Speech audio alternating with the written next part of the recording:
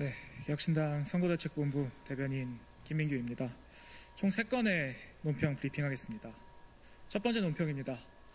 윤석열 딜레마, 국민의힘은 대선 포기하십시오. 15일까지 윤석열과의 관계를 정리한다던 김용태 비대위원장은 어제 정중하게 탈당을 요청하겠다고 말했습니다. 탈당은 탈당일 뿐입니다. 정중한 탈당이 대체 무엇입니까? 예우를 갖춘 탈당이라는 말은 듣도 보도 못한 신조어입니다. 국민의힘은 이제 말마저 이상하게 합니다.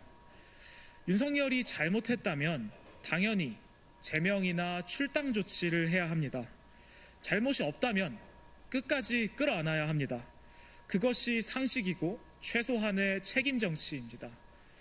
그런데 국민의힘은 이해득실만 따지며 갈팡질팡하고 있습니다. 그 모습은 오히려 속내를 있는 그대로 드러내고 있습니다. 김문수 후보에게 묻겠습니다. 윤석열을 끝까지 지키시겠습니까? 아니면 하루라도 빨리 손절하시겠습니까? 겉으로는 헌법재판소의 8대0 탄핵 결정을 공산당에서나 있을 법한 일이라고 비난하면서 뒤로는 김용태를 앞세워 탈당을 요구하고 있습니다. 이중잣대입니까? 아니면 정치 쇼입니까?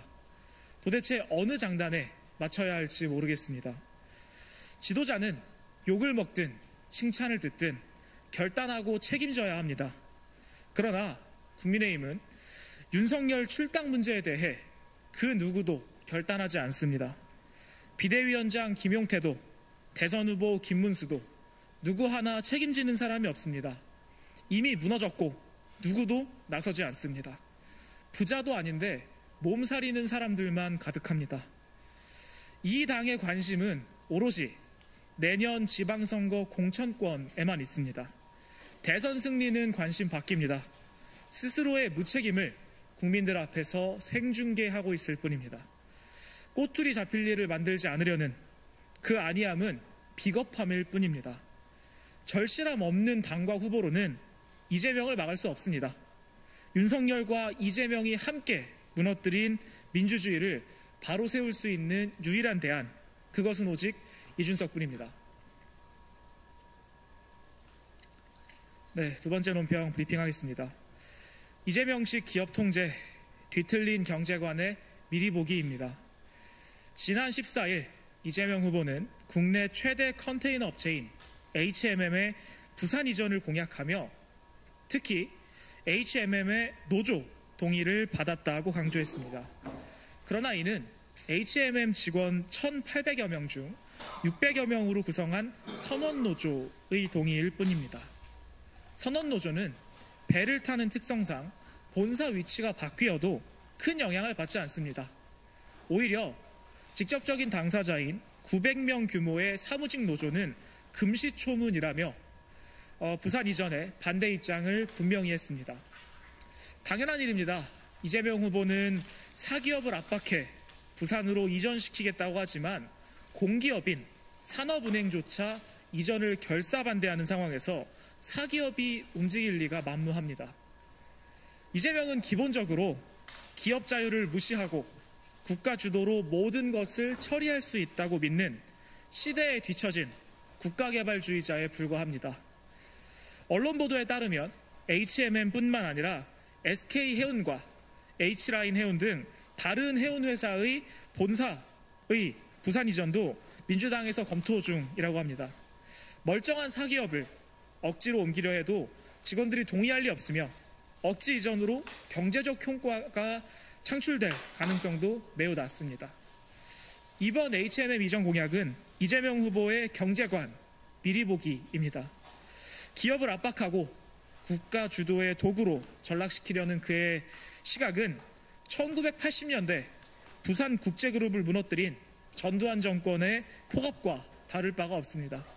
대한민국의 경제와 기업의 자유가 다시 한번 짓밟히는 그때의 비극을 필사적으로 막아내겠습니다. 마지막 논평 브리핑하겠습니다. 교사를 범죄자로 만든 민주당, 이재명 후보는 교권을 말할 자격이 없습니다. 이재명 후보가 15일 스승의 날을 맞아 교육공약을 발표했습니다. 그러나 가장 시급한 과제, 교권 회복의 본질은 철저히 외면했습니다. 교권보호 제도를 뿌리내리겠다, 불필요한 행정 업무를 줄이겠다는 식의 선언은 공허합니다. 현실을 외면한 말잔치일 뿐입니다. 서희초 사건 이후 드러난 교권 침해의 핵심은 악성 민원과 아동학대 고소의 남용입니다. 아이들을 훈육하려 한마디만 해도 교사는 아동학대 혐의로 경찰 조사를 받습니다. 민원에 휘달리다 교단을 떠나는 교사가 속출하고 있습니다. 교권은 붕괴됐고 학습권마저 위협받는 것이 교실의 민낯입니다. 그럼에도 불구하고 이재명과 민주당은 교권을 논할 자격이 없습니다. 민주당은 교사를 가해자로 몰아세운 학생인권조례의 주도 세력이었습니다. 생활지도는 인권 침해로, 훈육은 폭력으로 낙인 찍었습니다. 서희초 교사의 죽음 이후에도 이재명은 학생인권조례의 폐지를 끝까지 반대했습니다. 교사의 목소리보다 철진한 이념을 앞세운 결과입니다. 오늘날의 학교는 이재명 후보가 기억하는 70년대, 80년대의 교실이 아닙니다. 지금은 교사의 말 한마디에 인권이 진정이 들어오고 정당한 지도가 폭력으로 규정되는 시대입니다. 가해 학생을 보호하고 교사는 외면하는 지금의 교육 환경을 만든 책임이 민주당에게 있습니다.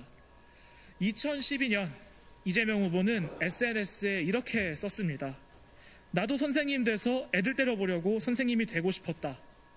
농담이라기엔 불쾌하고 진심이라기엔 위험합니다. 이처럼 시대착오적 인식을 가진 이들이 교육의 미래를 말한다는 것 자체가 모순 아니겠습니까? 이재명과 민주당은 교권 회복을 말하기 전에 교권을 무너뜨린 과거의 자신들의 과오부터 진지하게 성찰하고 반성하십시오. 이상입니다.